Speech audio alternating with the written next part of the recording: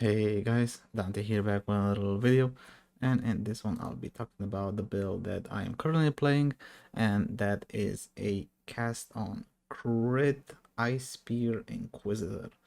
Now the idea behind this build is I normally play a cast on crit, well, at least one cast on crit per league, and this league is no exception. Cast on crit is by far my favorite archetype of any build in Path of Exile. I find it really fun, and the variety of spells that this can be used is refreshing, to say the least. To get into it, I decided to not go occultist, even though occultist is much more damage than this by a long shot. But the occultist it tends to be very squishy, and yeah, I didn't want to get a very squishy build, so I decided to go for a Inquisitor. Now Inquisitor is a very good Ascendancy at the moment, just because of the benefits you get from the Forbidden Flesh and Forbidden Flame, but we're gonna get into that later. This is a CI build, as you can see, so that means you are immune to chaos damage. I am using a lot of armor, determination, defiance banner. I am currently using in this build about 8 auras, and I'm gonna get to how I actually squeezed all into the build once I get into the gem showcase. But until then, I'm gonna leave you with some bossing showcases and some clear speed showcases, so you can see how it clears a map. The mapping is very good. To my experience, I think Ice Nova clears better, just because the Ice Nova has you can scale it with AoE, and it does clear a bit better than Ice Spear, in my personal opinions. But feel free to leave me your comments or your feedback about which skill you prefer. And after the showcase, we'll be diving into the build, how it works, how to scale everything, and into the POE. So yeah, until then, I hope you enjoy the showcase.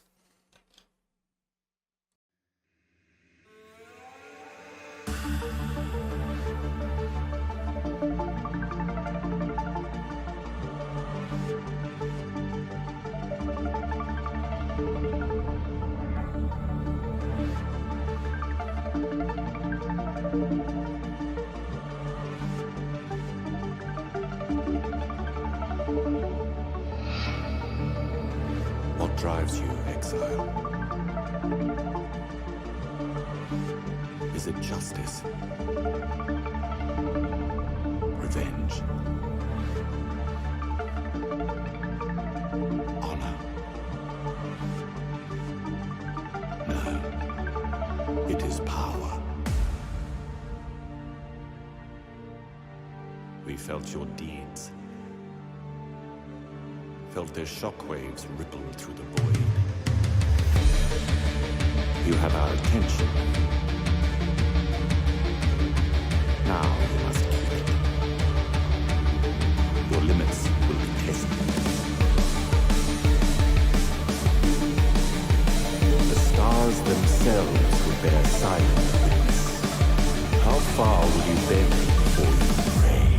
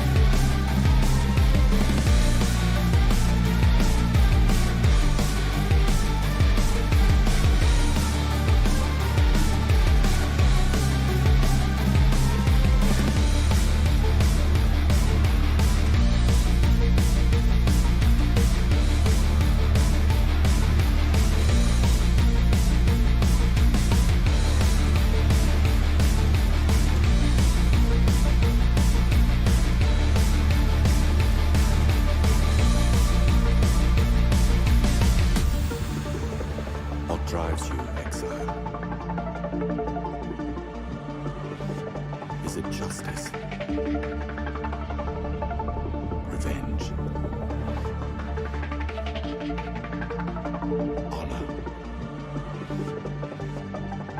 No. It is power. You have our attention. Now you must keep it. Your limits will be tested.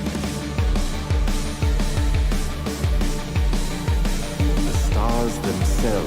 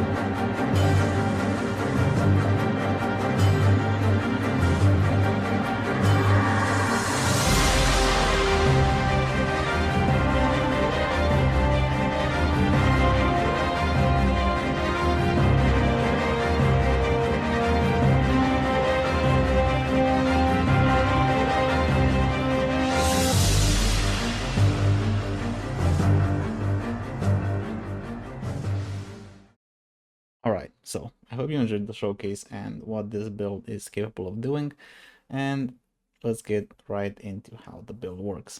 Starting off with the gems, because I think it's very important to cover all of the interactions with cast and crit and stuff like that. So in your main link is going to be a Cyclone, increased critical damage, leverage and inspiration for the reduced mana cost, greater multiple projectiles, anomalous ice spear, and awaken cast on crit. Now, in order to get the maximum damage of cast on crit, you need three things: accuracy, crit chance, and attack speed. There are certain thresholds that the Cyclone needs to hit. You need 100% hit chance, you need 100% crit chance, and you need a maximum of 10.10 attacks per second. I'm not gonna get into a lot of details because it's gonna take like 15 minutes, but that's the main thing you need. 100% hit chance, 100% crit chance, and a maximum of 10.10 attacks per second. Yeah. And as you can see here, Awaken Cast on Crit is currently a level 10. That is because I am taking the +3 critical supports, +3 levels to critical support gems from the skill tree, and +2 from the Skin of the Lords, which makes it a level 10. Now, at level 10, you have 37% increased cooldown recovery rate. Combined with the boots, which have 20% increased cooldown recovery rate, you are at a maximum of 50% increased cooldown recovery rate. Now, the maximum that you need is 52, so I'm overcapped by 5, but it's a non-issue. Okay. If you do not have a Major Blood, then you would probably want something like this. You want a belt with the max roll increased cooldown recovery, which can be Shaper or Crusader, and that is going to do exactly the same as the boots. You want cooldown recovery rate, spell damage during flask effect, resist attributes, energy shield, and stuff like that.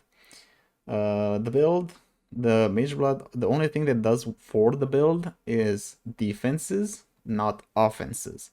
Like, it gives me res, it gives me armor, it gives me movement speed, crit chance, and attack speed. So it literally gives me almost no offensive purposes. It's just strictly defenses.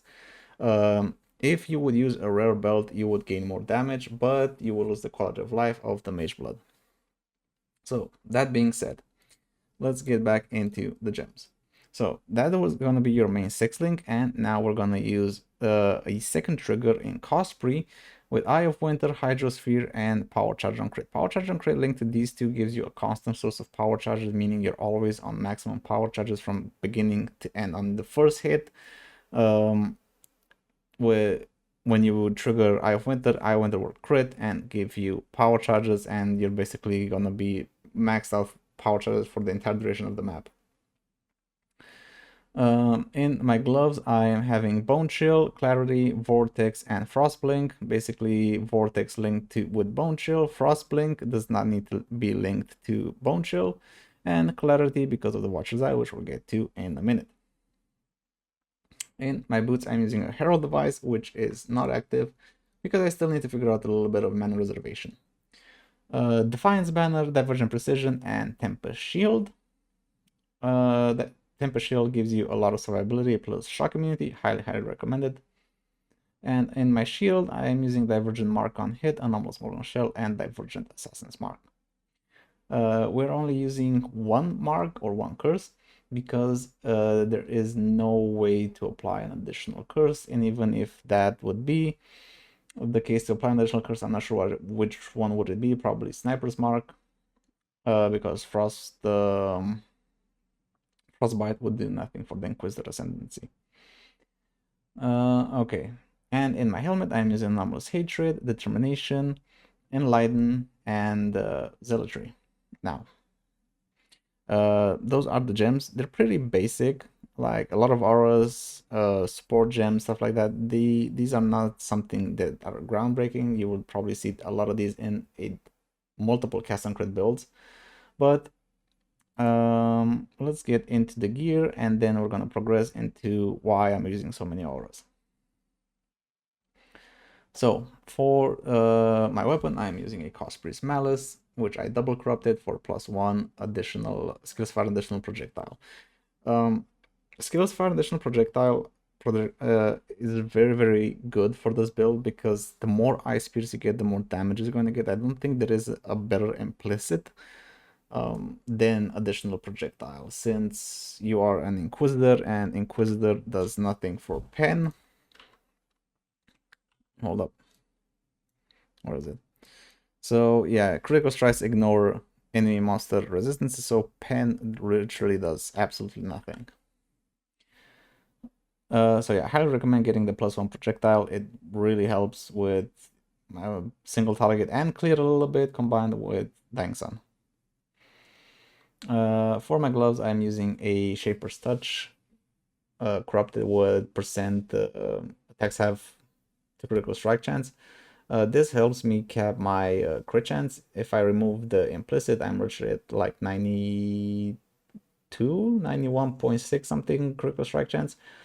And the gloves go really well with the Inquisitor Ascendancy because you get a lot of benefits per attributes. And as you can see, I have a lot of attributes. You get accuracy per int, massive. You get life per dex, doesn't really do much because CI.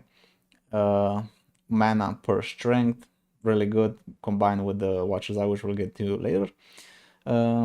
Increased energy shield per strength, great. Evasion doesn't really do much, and melee damage per dex doesn't really do much, but the rest are really good. Plus you get like increased armor and energy shield, which we're stacking. Belt, Mage Blood, quality of life, a lot of defenses. For the boots, I am using a double influence pair of boots with elevated cooldown recovery rate and elevated tailwind. And in the suffixes is just movement speed and ES.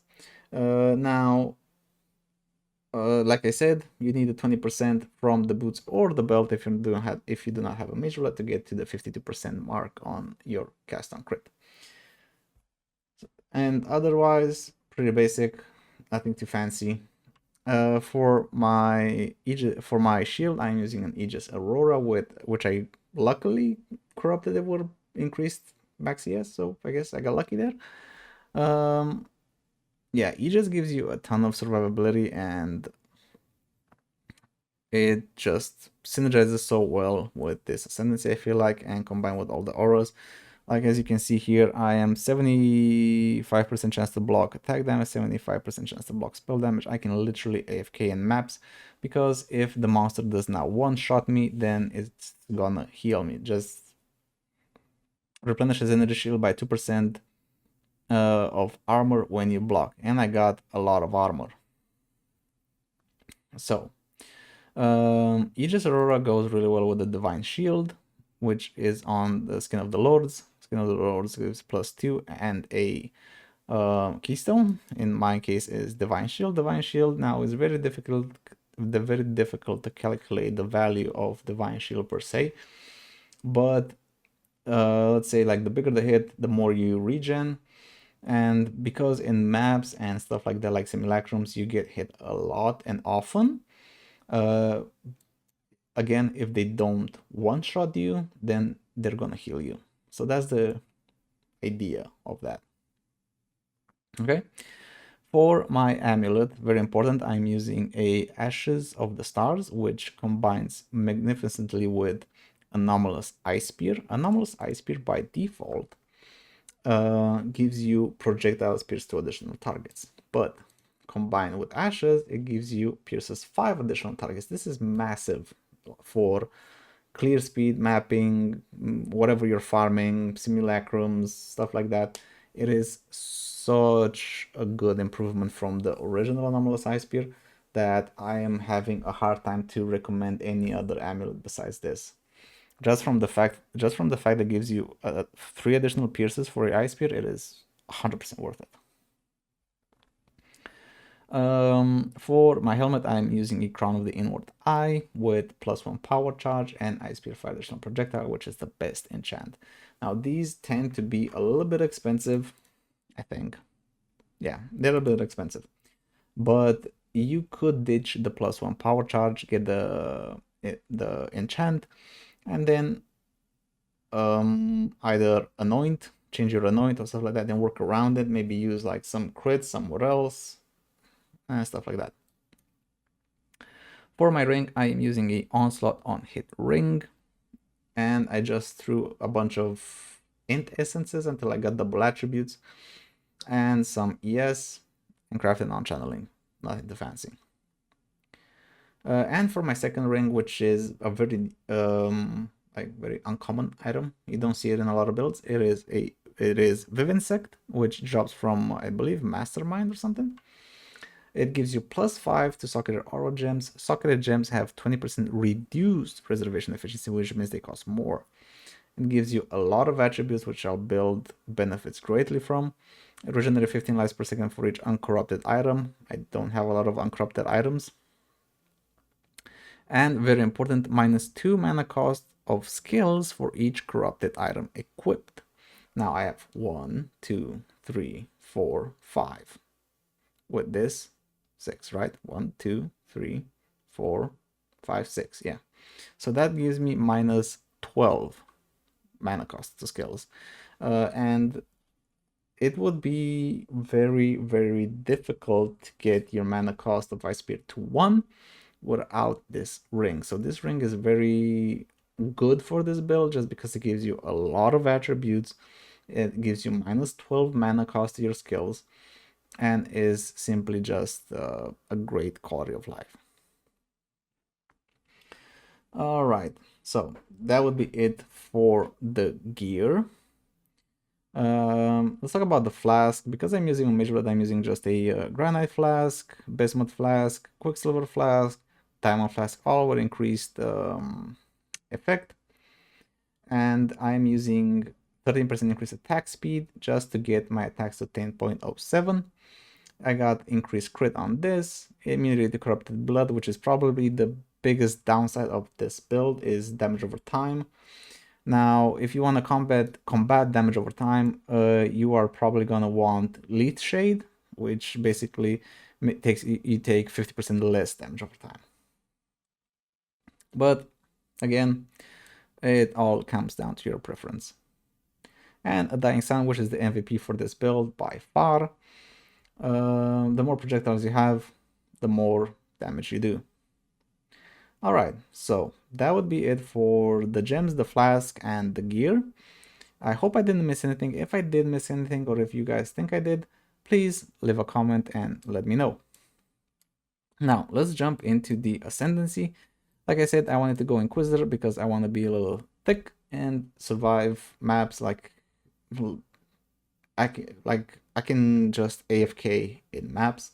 The monsters, they're not gonna kill me, so I'm pretty safe in that regard. The only way I die is if something either one taps me from some other reason, or like that's about it. Okay, for the Ascendancy, I am going for Righteous Providence into Inevitable Judgment, which critical strikes ignore enemy elemental resistances. So basically, if you run a map with monsters have increased elemental resistance, doesn't matter. Your damage is not going to change. And because you crit 100% of the time, your damage in maps is the same basically like on Sirus, for example, because you ignore all of Sirus's or Maven's resistances, okay? Very good. And over here, a little bit of survivability. Consecrated Ground applies 15 damage to enemies on Consecrated Ground, and you create Consecrated Ground while stationary. While you're stationary, you get a little bit of regen, and you deal more damage. And I opted for Instruments of Virtue, and the only thing that you get from this one is Battle Mage, right? Gain added spell damage equal to damage of your main hand weapon. So because our cosplay has a lot of flat cold, that gets added to Ice Spear, which is a pretty good combo. I didn't take Pious Path because I don't feel it's worth it, to be honest. I think this is better, but feel free to spec into your own way. Now, that would be it for the Ascendancy. This is the skill tree pretty much.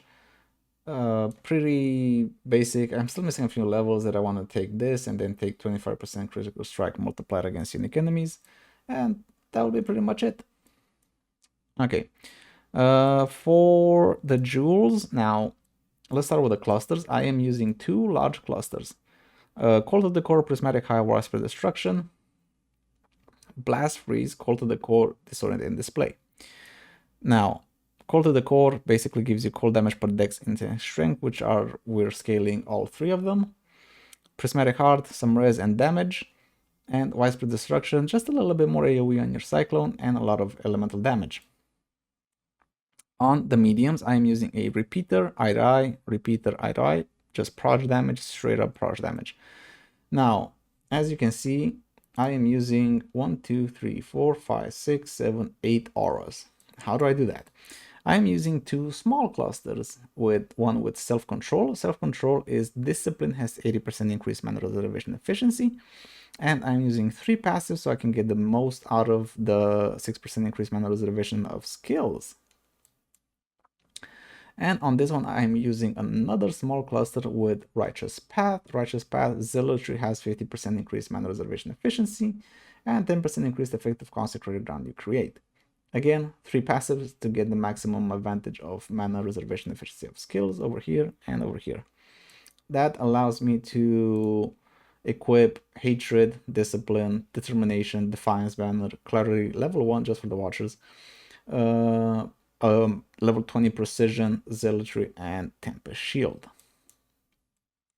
Now on this cluster, I'm using Blast Freeze. Blast Freeze is probably the second most important notable on the clusters, just because freezes you inflict spread to other enemies within a radius of 12. Now on thick maps where there's a lot of packs, like big packs, the Ice Spear that penetrates like one enemy and goes through the entire pack is going to freeze like the entire pack and gives you a lot of more survivability, because if they're frozen they can't hit you, and it's just really, really good. Followed by Disorient and Display, gives us a chance to blind, very nice, and again Call to the Core.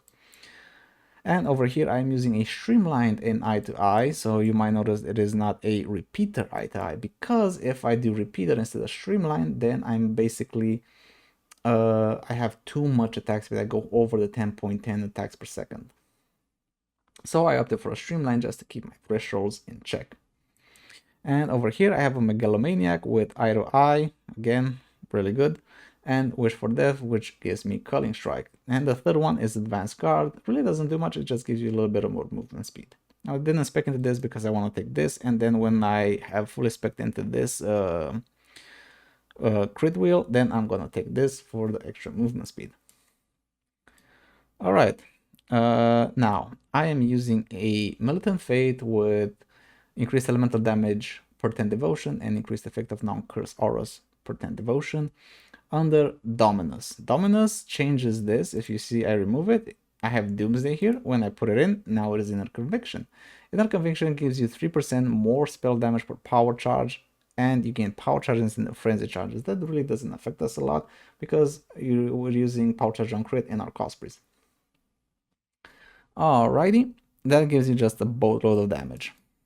And I'm using a set of Forbidden Flame and Forbidden Flesh, which gives us Sanctuary of Thought. Now, Sanctuary of Thought is a Hierophant Ascendancy, which gives you 20% of maximum mana as maximum energy shield. Great for survivability. Like you see, I lost a bunch of ES just from removing these. It gives you 25% increased mana reservation share of skills combined with this medium, the small clusters and the ashes, allows you to reserve a lot of auras. 1% increased area effect per 50 unreserved maximum mana up to 100, and 50% less mana cost of skills. Now I remove this and you see my Ice Spear costs literally 20.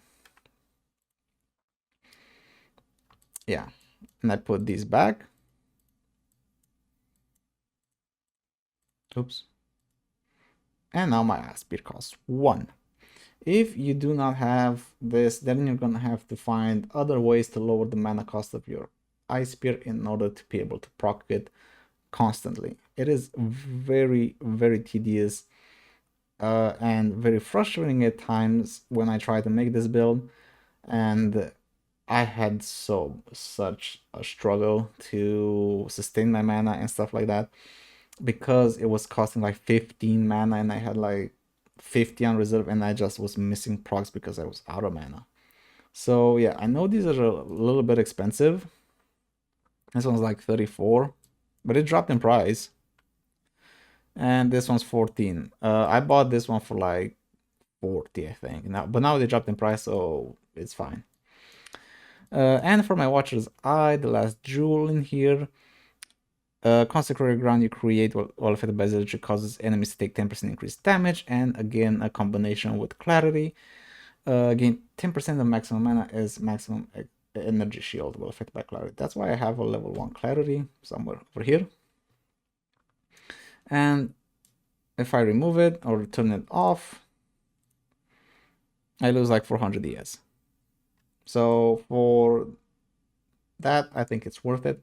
Now, there is a thing that you can get to be even more tanky. It is a Watcher's Eye with the same clarity mod, 10% of mana as extra ES. But on the second mod should be gain energy shield for each enemy hit while affected by discipline. This will give you around 2500 to 3000 ES on hit, which is absolutely massive. All right, so that is it for the jewels. The POB will be linked in the description. And speaking of the POB, let's get right into it. So at the moment, I'm running around with 21 million damage. Well, will be once I hit level 99. But yeah, this is the POB. In the configuration, you will find that I have Power Charges, Onslaught, Tailwind, Calm Ground, and Crit recently. Even though this doesn't really do anything, I just stick it there because I crit all the time. Enemy is chilled, yes. Enemy is shocked, yes, from our Temper Shield. And drop this to 8. And Consecrated Ground, yes. Shaper Guardian, like 250k effective hit pool. So yeah, that is about it for this build. Now, the build is very fun to play. It was very tedious to get it to this point where you have like almost 600 crit multi. Your Ice Spear is a mana cost of 1 and decently tanky. A lot of armor, like a lot of mitigation. The thing that I would like to replace is to have these two, but with a Enduring Composure. So in that case, I will have endurance charges, which would make me even a little bit more thick, give me the 90% phase damage reduction from 88. You don't really need it, but it's pretty cool, right? I would have loved to incorporate a Melding of Flesh, but the jewel slots are so stressed out from the clusters and stuff like that that I couldn't bring myself to do that. Now, I hope I covered everything. I hope you guys found this video interesting. If you think I missed anything, if you think I should have insisted more on stuff like that, please let me know in the comment section. I will do my best to reply to all of them. I do have a Discord channel. The link will be in the description. Please feel free to join. I stream almost every day on Twitch at twitch.tv/Dante00151. Feel free to drop a follow, come say hi. And yeah, I hope you guys have a wonderful day, and until next time, take care and stay safe.